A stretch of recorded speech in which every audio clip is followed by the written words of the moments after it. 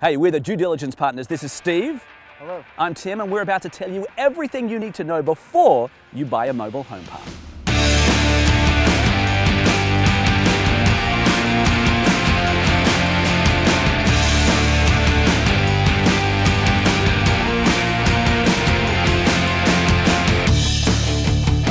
Hey Steve, I understand you are an expert in mobile home parks. How many times have you done this due diligence thing?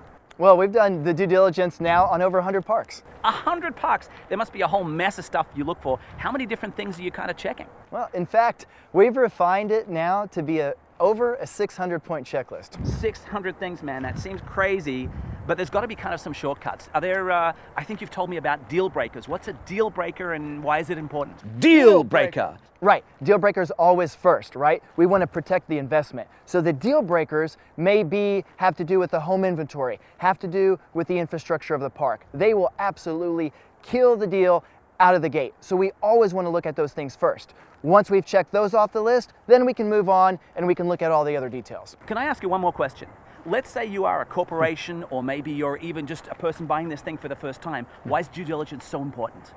Well, due diligence has to protect your investment. And if just one thing isn't uncovered first, which we actually look at in the deal breakers phase, then it's game over. So we definitely want to cover all the deal breakers first. All right, cool. Then the 600-point checklist and on to buy your mobile home park. Yeah, that's right. Let's get inside and check out this home I see beside me. A perfect example of a mobile home in terrible condition. Let's do it.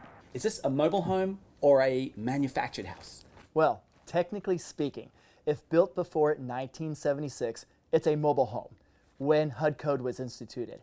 After 1976, it's a manufactured home.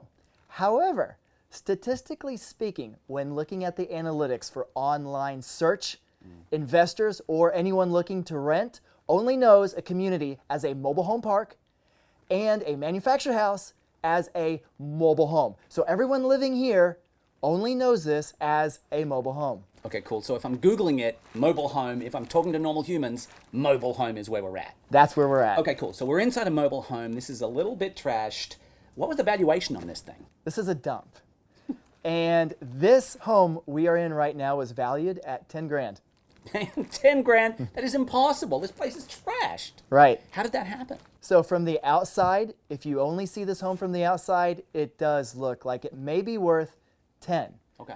Obviously, this doesn't have a zero value. This has a negative value because number one, this is a scrap home. So it may have to be torn down before it can be hauled away. And if not, it's still about $2,000 to $4,000 to have this home pulled away by a certified mover. So hang on, what happens if you've got this valuation on a spreadsheet somewhere, 10 grand? What happens if you've got like 20 or 30 of these things? Bingo. That's why it's one of the 5 deal breakers. Okay. Home inventory, right? So let's do the math.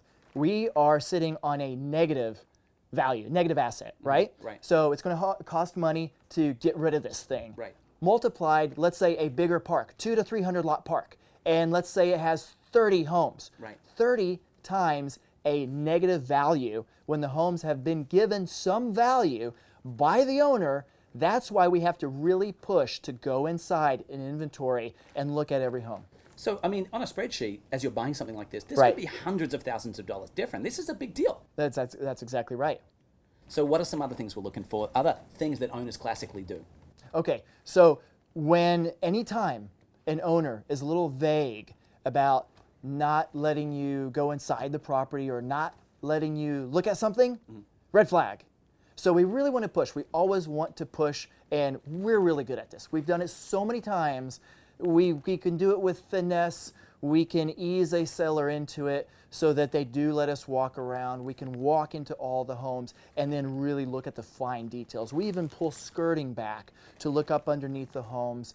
And we have a lot of tricks to sort of determine the condition of things too, Right. if we can't see it in person. Okay, cool.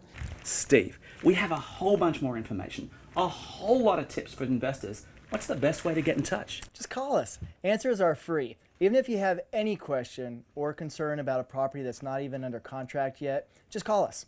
That makes total sense. Here at Due Diligence Partners, we really have done this like 100 times before. We've seen great properties, we've seen terrible stuff, and we know what to look out for. So reach out and connect. Tim, can we please get out of here? Absolutely. Due diligence partners, away!